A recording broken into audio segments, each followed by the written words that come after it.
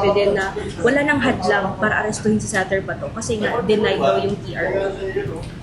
Kasi nga, political naman to. Alam naman natin ng digmaan between the pro-administration and the independents, or sabihin na natin, hindi naman sila anti-administration pero independent of the administration.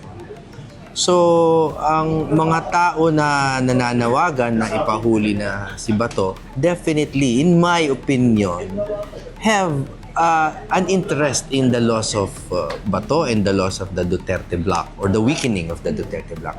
Hindi naman po komplikado yung teorya na yan. It is easily discernible. No?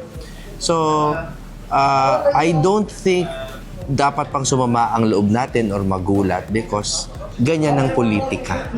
And right now, we should win the battles that we can win.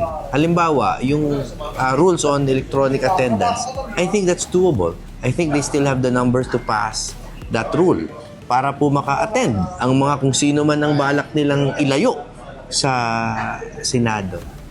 And such other internal rules that might affect the functioning of the Senate. Though